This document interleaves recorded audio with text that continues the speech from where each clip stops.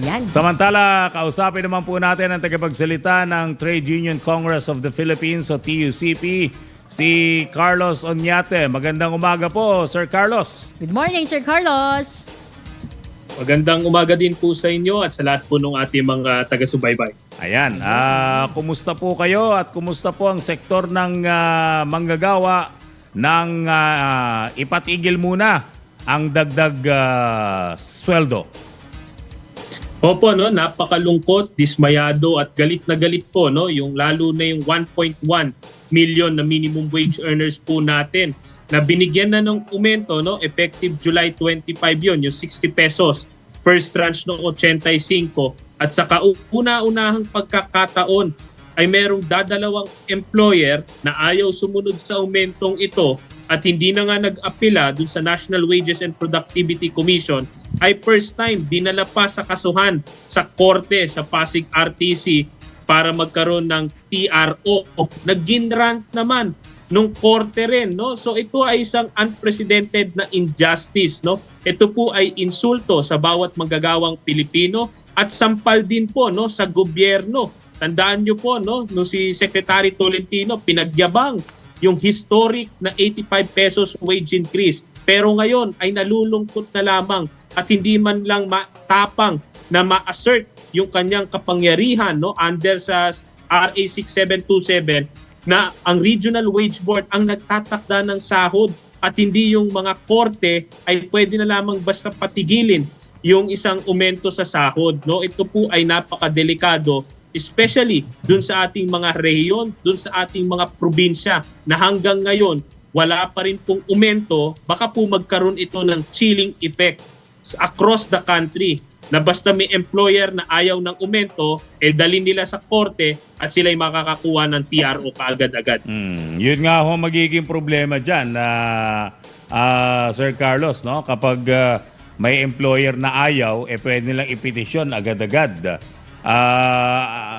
You would imagine how many court dockets ang uulan dito sa buong Pilipinas, di ba?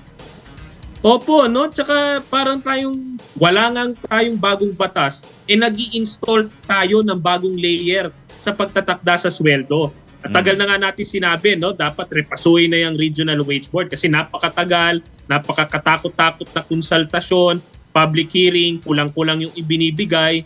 Meron din tayong National Wages and Productivity Commission na halos walang silbi kasi hanggang ngayon, hindi natin alam kung magkano talaga yung living wage according mismo sa gobyerno. Tapos ngayon, may additional layer pa na korte, no? For the very first time talaga, no? Walang nag-expect nito on the part of workers, employers, pati gobyerno, no? No less than yung Employers Confederation of the Philippines. Ang sinabi nila, di ba? Hindi sila sumasang-ayon sa 85 pero wala silang magagawa kundi sundin kung ano yung sinabi ng wage board natin.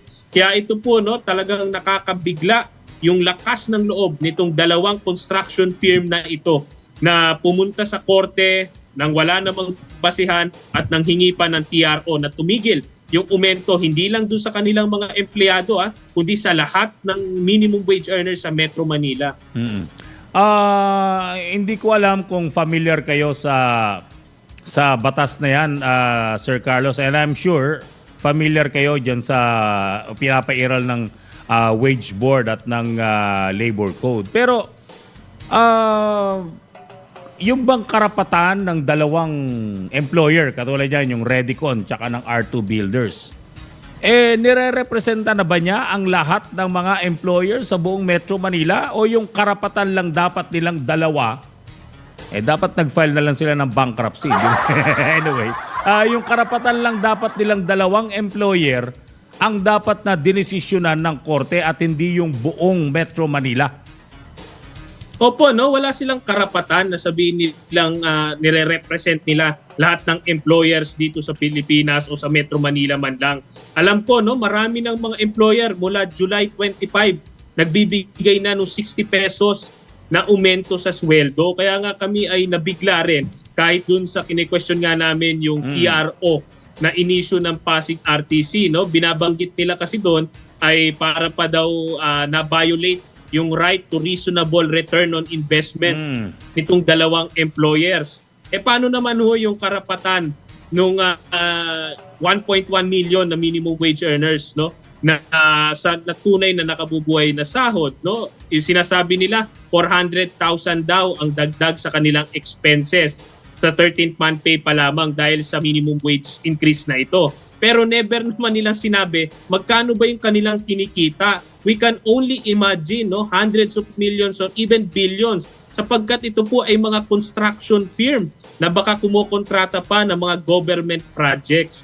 Kung kaya't, no, yun yung paulit-ulit namin sinasabi, no, kahit na merong TRO sa kasalukuyan, kami po ay nananawagan, no, doon sa ating mga employers na yung mga nagbibigay na ng 60 pesos na increase, no, sana ituloy nyo po. Huwag nyo namang bawiin, no, yung 1 linggo nyo nang ibinigay sa inyong mga manggagawa po, no, kasi nakalagay din sa ating labor code, may non-diminution of benefits. At ito pong pag-akyat nila nitong dalawang employers na to, ang tingin din namin, parang nag-violate din po to, no, sa RA 6727. Nakalagay po sa batas na yon na may prohibition against any injunction or TRO by any court sa kung ano po ang ginagawa ng ating regional wage board. Saan po ba dapat nila dalhin pag may mga ganyang question sila patungkol sa pasweldo? Opo, no, nakalagay na po yan din sa RA 6727 nila. Kung 10 days after the effectivity, no, yun po yung kanilang panahon para iakyat po to, iapela sa National Wages and Productivity Commission. Hindi po nila pwedeng sabihin hindi timely kasi nakalagay din po sa batas, within 60 days ay kailangan pong desisyonan ng National Wages and Productivity Commission yung kanilang inakyat na apela. Kung ang sinasabi naman nila sila ay financially distressed, no, baka daw malugi sila o magsasara na lamang sila, di sana nag-file din sila ng exemption sa ating regional wage board, no, na sila ay under financial distress. Lahat pong yun na yun ay hindi nila ginawa, no? Walang exhaustion ng administrative remedies at bigla na lang po silang kara-kara umakyat sa korte. Biruin niyo po, nag-file sila ng petition July 24, just 1 day before the effectivity ng wage order number 27. So ito po talaga ay isang insulto, no? Isa po talagang diskarte nila para makalusot mula dun sa aumento sa sahod. So ano po magiging option ngayon ng TUCP dahil dito sa pangyayaring ito, Sir Carlos? Opo, no? Una-una, hinahamon po natin, no, si Secretary Tolentino na wag naman po sana ulit na naman mabudol yung manggagawa kay Sectol at kailangan po nilang harapin ito ng may tapang kung kailangan po nilang mag-file ng motion to dissolve yung temporary restraining order dahil po nakalagay doon sa nilabas na decision ng korte na hanggang 20 days pa po yan hanggang gumugulong yung court proceedings. Halos 1 buwan na po na halaga ng dagdag sahod yung mawawala po dun sa ating mga minimum wage earners. Gayun pa man, no, dahil tayo po ay hindi respondente sa kasong ito, ay inaaral din po namin mag-file ng petition in intervention. Dahil kami po ay third party rito, pero ang unang tinamaan po nitong TRO na ito at nung petisyon nung dalawang construction firm, Redicon at R2, ay mga manggagawang Pilipino po, no? So pinag-aaralan po namin mag-file ng petition in intervention para mas mapalagan po itong walang saysay, walang basihan na petition po para isuspinde yung hulugan na nga, barya na nga na wage order. Ay, ang linaw-linaw, Article 126, courts, tribunals, or other entities cannot issue a TRO against proceedings or order before the National Wages and Productivity Commission or RTWPB. At alam natin na alam yan. Alam yan ng mga judges doon sa Pasig RTC. Ano po kayang nakikita ng TUCP na rason kung bakit naglabas po ng desisyon ang Pasig RTC? Despite knowing, probably, we believe, na they know na kung ano po ang nilalaman ng batas. Sir Carlos. Opo, no, nabasa din naman natin yung petition galing dyan sa Redicon at R2 Builders, no, kung saan nga talagang binabasa nila itong mga provision sa RA 6727 na napaka-stricto, no. Kahit malinaw yung Article 126 na yan na may prohibition against injunction to the proceedings of the wage board, ay sinasabi nila na yung wage order daw ay hindi saklaw niyang provision na yan, mo. Pero isa pong malaking kalokohan yon. Paano kayo magkakaroon ng wage order kung hindi bilang produkto ng proceedings. Yes. At nilagay po yan mismo ng ating mga mambabatas para siguraduhin na yung ating Regional Wage Board, no, wala pong aantala dyan. Dahil isang beses na lamang po sa isang taon pwede mag-increase ng sahod, meron pang kagaya ng Redicon at R2 builders that will deny and delay ito pong umento sa sweldo, no? So kailangan po ito ay agarang makorek, no? Kaya hindi po katanggap-tanggap sa amin yung naging statement ng Department of Labor and Employment Secretary Francis Tolentino na nalulungkot daw siya at hayaan na lang natin ang husgadong magpaliwanag. Yun po ay napaka walang puso, napaka walang tapang po para sa ating mga manggagawa, especially from the Secretary of Labor. At banggitin ko rin, yung NWPC na siyang dapat mag-guide po sa ating mga employers, hanggang ngayon walang klarong statement kung paano natin i-guide yung ating mga employers na sila ba'y magbibigay ng aumento, yung iba ba i-withheld muna nila, kasi wala hong kalinawan ngayon, lalo sa ating mga manggagawa, pati ho sa ating employers. Yan. Pero Sir Carlos, habang wala pa at siyempre gugulong din kayo, papunta ng ng korte, meron ho bang plano ang TUCP na magsagawa ng mga protesta o paghihimok sa mga employer na barring any wala pa naman desisyon, baka pwede yung implementa, ganun yung mga lawakang panawagan para sa mga employer na ipatupad dito?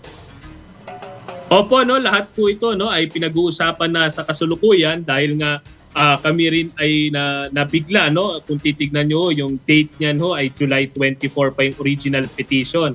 Pero kung hindi namin nakita sa mga periodiko kagabi, hindi man yan i-disclose kaagad ng Department of Labor and Employment. So tuloy yung aming panawagan, especially sa aming mga social partner, yung Employers Confederation of the Philippines, PCCI, yan yung mga grupo ng employers na counterpart namin. Gayon din, no, tuloy din yung pangangalampag ng ating mga manggagawa, hindi lamang po sa social media, kundi nagpaplano rin, no, na punuin na uli yung mga kalsada. Kasi ito po ay never po itong nangyari, no, since 1989 na meron po tayong Regional Wage Board na talaga pong nilapastangan po talaga hindi lang yung ating karapatan kundi yung mismo nating batas, no. So pinaplano ho natin yan lahat lalo sa susunod na linggo. Kasi nakalagay din po dun sa decision ng judge na meron pong August 3 na isinet ulit na pagdinig tungkol nga dun sa kanilang panawagan naman na talagang matigil yung first tranche. Hindi lamang po TRO, matigil talaga yung first tranche na 60 pesos. Dahil daw ayaw talaga, hindi daw nila kayang ma-bear yung burden na yon, or sa amin pong pananaw, ayaw lang nila na mabawasan yung kanilang kita, yung kanilang kasakiman para lamang lagi sa tubo. So, kung makakansela ang 60 pesos, automatically cancel din yung 25 pesos kasi yung wage order 85 di ba? In 2 tranches. Di ba? Ito po yung nakakaloko dun sa kanilang final na petition. Sabi nila, ang problema lang daw nila yung first tranche. Yung second tranche daw, wala silang problema. Dahil yung second tranche po ay 25 pesos lang. At after New Year pa matatanggap ng ating mga manggagawa. Talagang pong patong-patong na insulto ito sa mga manggagawa. Kasi nandun sa Article 126 ng RA 6727, proceedings ang nakalagay ng komisyon. Pero yung decision ang hindi nakalagay doon. Hindi kaya yun ang naging contention nila na wala naman nakalagay doon na any court cannot mga ganyan before the decision of the commission or the boards. Hindi kaya yun ang pinagbasehan nila, ha? Yan nga ho yung precisely pilosopong punto nila na ginamit nila. Pero ang rason ho, kaya hindi nilagay doon, pati yung wage order, dahil nga separate proceeding po ang kailangan para mag-challenge ng isang order. Yun po yung apela sa National Wages and Productivity Commission na dapat yun ang kanilang ginawa bago sila umakyat sa korte. Yan. Pero talaga naku-curious lang ako kasi ang isang kumpanya pala can represent lahat ng mga employer na sa buong Metro Manila. by way of this petition. Are they that President influential? na ito. Oo nga eh. Ako, personally, habang naririnig ko yung dalawang pangalan na, naaawa ako sa mga empleyado nito. Oo di ba? Mga construction kasi ito eh. Yes. Yung mga nakikita natin na truck na, Oo. di ba, karaniwang nirereklamo dahil nasisira mga asfalto pag dumadaan sila. Kasi, ano yun eh, tuloy-tuloy yun eh. Umiikot yun yung mga Redicon, mga ready mix na cement, yung concrete. Ganon, yan yung mga yun eh. Tama si Sir Carlos, parang sinakto naman ang pagpapasa nung petition dahil alam na kinabukasan, happy-happy na tayong mga manggagawa. Oo eh. Di ba? Kaya parang hinarangan talaga nila. Very ironic ito. No? Talagang ano to, parang hinold up, no? Parang hinhijack po yung ating mga manggagawa, no? Kaya doon din kami nabibigla, no? Kine-question namin sa korte. This should have been dismissed outright eh. Kasi yung mga basihan malinaw at hindi naman nila inubos muna yung administrative remedies nila na nasa kanila, no? Hindi naman natin inagaw sa kanila. Hindi natin sinabihan na bawal silang umakyat sa NWPC, hindi naman sila bawal mag-file ng exemption. Ay talagang nag-overtake ho sila eh. Pumunta sila kagad sa korte at nag-take cognizance naman itong korte natin at nag-issue pa nga ng temporary restraining order. Ang isa sa mga silipin nyo siguro, Sir Carlos, no? Tignan nyo in any records of the meeting ng Regional Tripartite Wage and Productivity Board kung nakipag-participate itong Redicon tsaka itong R2 Builders. Dahil kung hindi sila nakapag-participate, definitely, yung kanilang petition sa korte, wala talaga. Kumbaga, hindi nila in-exert yung first phase ng effort of the on the part of the employers. Tama ba, Sir Carlos? Opo, no, yun po ang dino-double check natin. Pero ito pa pong malupit. Doon sa kanilang petition na para mag-suspend, inattach pa talaga nila yung invitation doon sa napakaraming consultation at public hearing doon sa ating Regional Wage Board. No? So talagang ang sinasabi nila dito, no, kine-question talaga daw nila yung proceedings, yung consultation, pati yung deliberation ng Regional Wage Board kasi daw parang hindi sinalang-alang yung employer's capacity to pay. As if naman sila lang dalawa ang employer sa Metro Manila o sa Pilipinas. Tama. Ang panawagan ko kanina pa naman, wag nating i-bash itong dalawang kumpanya kasi maaaring malalaking kumpanya ito eh. Oo. Construction firm. Marami silang mga empleyado rin, mga construction workers, mga subcon na umaasa sa kanila. Ewan ko kung paano. Pero tingnan din natin. Malinawan. Para lang malinawan. Pero ang gusto ko lang po talaga malaman, naging active ba sila sa pakikipag-participate during the proceedings o pinag-uusapan itong wage increase nito? Kasi if they're only relying sa ECOP, sa mga PCCI, sa mga grupo ng mga negosyante, what is there to petition? Yes. Kumbaga, magiging hindi sila basis? direktang nakiisa sa proceeding, di ba? Opo, at yung ating pong pagtatakda ng sahod, ito po ay majority win. Hindi po ito unanimous. Ibig sabihin, hindi porket po, ito po kasi, no, ito rin ang unang pagkakataon na yung mga dalawang representative ng ECOP sa Regional Wage Board ay nag-dissent. Ito po yung first time since 1989. Pero sinasabi po namin dito, hindi porket ayaw po nila yung wage order, hindi po porket natalo sila dun sa botohan, ay pwede na lamang silang itsapwera itong Regional Wage Board, hijackin, pumunta sa korte at tigilan ito. Tama. Parang senador, di ba? Uy! Hindi pwedeng porke natalo ka sa botohan para sa pagpapasa ng isang batas, tatakbo ka na agad sa Korte Suprema, di ba? Dapat iginagalang mo yung majority decision, di ba? Tama ba? tama. Sir Carlos? Tama po kayo, no? At ito rin ay usapin din ng proseso na lamang, di ba? Lahat tayo dito dapat sumusunod sa kung ano yung nakalatalang proseso, kahit anong katwiran ang meron ka, no? Unfortunately, in this case nga, feel nila, no, walang prosesong kailangan dahil nanaig nga sila sa korte, hindi sila nanaig sa wage board. Kaya tingin ko, ito rin ay wake-up call para repasuhin din yung ating Wage Rationalization Act, no? Maraming panawagan, i-abolish na lang yung Regional Wage Board. Pero para sa amin, ang pinaka-immediate siguro, dapat Kongreso na ang magpasaman lang ng legislated wage increase na 200 pesos para hindi na po maantala yung aumento, especially for our over 5 million minimum wage earners sa buong bansa. Oh, Tama, lalong tama. Isa pa pala sa concern ng mga manggagawa since nandito na si Sir Carlos. Ang systems loss, sinabi na ng Pangulo, tanggalin yan kasi Tama. kuryenteng hindi naman ginagamit yan para sa mga manggagawa ito. Tumututol ang marami, especially mga malalaking negosyante patungkol dito sa power generation na ito o power supply na ito. At sabi ng DOE, baka next year pa yan magkaroon ng realization. Hindi ba magmukhang lip service lang ito? Hindi kaya budol na naman ito para sa iba? Alam niyo po kasi, no, habang pinagtatalunan yung system loss at pati yung VAT sa system loss, no, para sa atin po sa Metro Manila, yung mga Meralco po, no, yan po ay 5% lamang po ng inyong electricity bill. Pero para po sa ating mga kababayang nasa ibang regions o probinsya, yung systems loss po, no, umabot po yan ng mga 16%, no, sa mga probinsya po yung electricity bill. So habang pinagtatalunan po talaga kung sino yung sasagot dyan, dahil walang issue ako doon sa Meralco eh. Yan po ay kumikita ng 50 billion at mahigit kada taon. Tingin ho namin, no, after long years ng pagiging monopoly, ay dapat naman bayaran niya ito bilang cost of doing business kung siya ay tunay na isang negosyo kaysa sindikato. Pero may mas mabilis may mas malaking impact na kaya nang gawin ng gobyerno. Hamak mas mabilis po, no, tungkol dito sa system loss.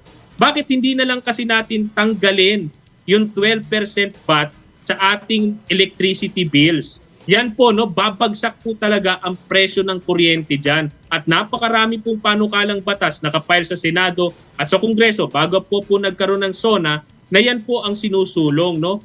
Dahil po ngayon sa kasalukuyan, from generation all the way to the final electricity bill amount, lahat po yan ay 12% ang VAT sa bawat layer. Dapat po yun ang tanggalin na 12% VAT, no? Hindi lang yung sa Tapos system may on loss. top Dahil pa. kung hindi... Di ba? Matapos kang kolekta ng generation ng 12%, transmission 12%, distribution 12%, i-add lahat yan, ay systems loss 12%, i-add lahat yan, papatungan ulit ng 12%. Opo, no? At dito sa usapin ng 12% VAT, wala tayong pagtatalo kung sinong sasagot dito. Gobyerno ang sasagot dito, no? Pinumpute na po natin 'yan. It will cost the government mga 100 plus, no? 100 billion plus. Pero alam niyo pong ginagastos Ano yan, natin sa ayuda. Hindi Monthly? po, annually na po Annual yun. na, okay. Annually na po yung 100 billion plus. Ang ginagastos natin sa ayuda kada taon, nagre-range tayo from 200 billion to 500 billion pesos. Bakit hindi na lang natin tanggalin yung 12% VAT, diretso pa sa bulsa ng pamilyang Pilipino yung matatanggap nilang ginhawa? Oo nga, no? Pero ang masakit dito, Sir Carlos, patungkol sa systems loss at sa pagbawas ng VAT, wala pang mga petisyon, panukala sa Kongreso at Senado eh. Di ba? Doon yung nga humahalata, no, na ito na yung second to the last SONA, pero bakit nandun pa rin tayo sa stage ng pangako? Wala ni isang panukalang batas na nasa LEDAC o certified as urgent patungkol sa system loss. Kaya hindi ko masisisi yung ating mga kababayan na nagtataka bakit biglang nabanggit yun sa SONA at paano na magiging action dito, dahil napaka-obvious po ng system loss. Ito po yung kuryenteng hindi natin nagamit. Kung sincero po tayo dito, dapat day one pa lang na mas mahaba ang panahon na meron tayo para po i-correct itong problema na ito. Very well said. Maraming salamat po, Sir Carlos. At ingat po kayo dyan. At good luck sa TUCP, ha? Maraming salamat din po, no? Mabuhay po kayo. Ayun. Yan. Si Carlos Oñate po, ang tagapagsalita po ng Trade Union Congress of the Philippines at TUCP Party List. Yan. Tama, partner.